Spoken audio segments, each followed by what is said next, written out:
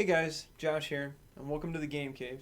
Now, I am a huge God of War fan, but I did not care for the way that God of War 4 went down. Not that I don't like Kratos changing, although the trailers leading up to the release of the game would have us believe that there was no real change, but I digress. Dislike the fact that they just changed him and told us to accept that and move on so that the story can happen. So in that vein, I have come up with what I think God of War 4 should have been. So every God of War starts with the first frames of the game being the opening screen, usually Kratos' face. So in this, the start screen is ashore with water lapping against it, until you hit start and then Kratos' body washes up on shore. Faye comes across him, recognizes who he is, and takes him back to her home to heal him. Kratos wakes up to find himself not dead, yet again, and wrestles with anger and sadness. Kratos exits the room, looking lost now, because he doesn't have any purpose anymore. He'd tried everything, killed everyone and everything he'd ever known. Faye finds him wandering her home and explains that she knows who he is and is in need of his strength for her quest. She seeks to dethrone Odin and end the cycle of his psychopathic reign. Kratos, still lost, finds this offer of purpose appealing and agrees to help her. And as Kratos did not have his blades when he fell off the cliff, he is unequipped, and Faye tells him that he needs a weapon. So she decides to take Kratos to her armory in search of a weapon. However the weapon getting system ends up being designed is how Kratos gets his new weapon. I don't have all the answers. After that, we get a similar player and AI combat system, except this time it's Faye and Kratos that are learning combos and the like together, etc. This way we actually get to see Faye being badass and the great warrior that we hear she is in the actual game. Not only that, but it lays the groundwork for Kratos respecting her as a warrior. Throughout the game, we have scenes where they discuss various things about their backstories, and Faye eventually breaks through Kratos' walls and gets him to talk about his family and why he had done all the things that he had done. Through all these moments, she gets him to forgive himself for all that happened and move on. This allows Kratos to begin falling for Faye as a woman, and soon love her, as well as a warrior. At some point, there's a scene where they allude to them getting busy. They meet Freya, who is the witch, and through some scene or reason, they get to know her, maybe through a mutual desire to see Odin fall. Insert plot device here. We also find out why Faye would want to end Odin, and we hear stories about the genocide of the Frost Giants. Kratos thinks back to the subjugation of the Titans and compares the two, stealing his resolve to help her. At this point, Odin is wise to their antics and decides that they must be dealt with, because the longer he just lets them quest about gathering power, the more difficult they will be to deal with in the future. He sends what at this point equate to henchmen to stand in your way. The colorful bevy of Norse gods at his command. Not some B-C-list gods, I'm talking Heimdall, maybe some Valkyries that aren't just side filler, you know? None of this crap cast because we want to tease the good gods for the DLC, right? Imagine if they had done that in previous God of Wars and led with Hermes and Frat Boy God and then went right into Ceto and Thaumas. Exactly. At a certain point during all of this, Odin commissions a special weapon to be made that not only destroys the body, but also destroys the souls of gods, a permanent and complete erasing of an existence. During the fight with Thor, because it happens, he uses the weapon Odin made to end souls.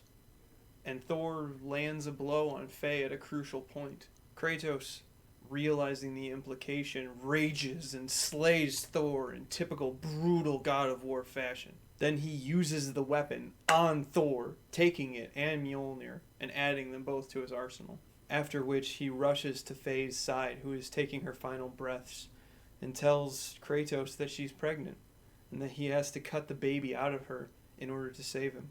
Kratos says goodbye and tearfully carves up his new love and takes their weak child to Freya to care for her with magical aid because it isn't fully developed.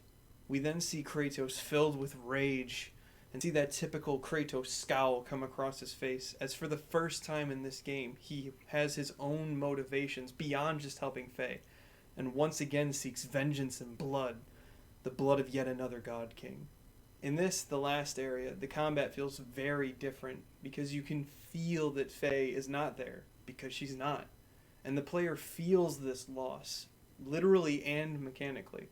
Fighting through Odin's palace will not be some boss rush, but it will be epic and grand, like a palace should be. And the fight with Odin himself will be just as epic and grand as a final boss should be. Not a scripted affair. When Kratos has Odin on his back and the soul-slaying weapon at his throat, he harkens back to when he slayed the entire Greek pantheon and all that he had wrought on an entire world, essentially. And then he remembers the reason why he's there. Faye, the woman who saved him from himself. He then removes the weapon from Odin's throat and tells him that all he wants is to be left alone and not to come look for him. Odin can scream something villainish as we see Kratos walk off or whatever, but all we see is Kratos walking off resolute in his decision to not kill for vengeance anymore. Heading back to Freya in the epilogue, Kratos retrieves his son and she tells him that she has followed Faye's instructions to the letter.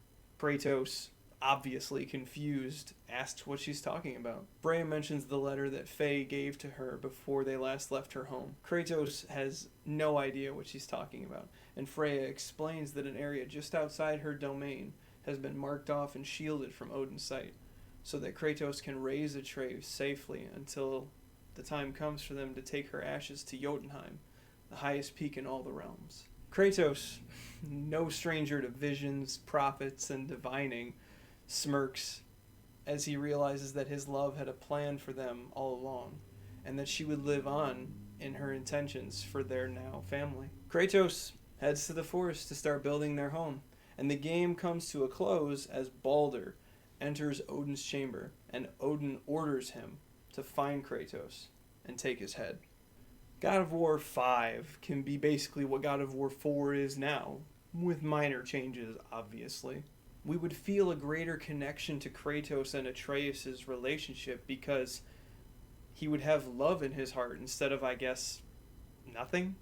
I mean, he fell in love and sired a child, but never got over his past or really cared too much about the child.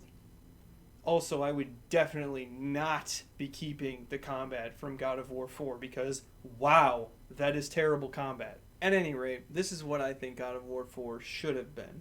It's a much more relatable story arc. Things happen organically. It allows us to see Kratos' transformation into what he is just kind of made into in what is now God of War 4. If you liked or didn't like what I had to say, comment with your thoughts below, and please like and subscribe. Make sure you hit that bell. I just might have more ideas in the future.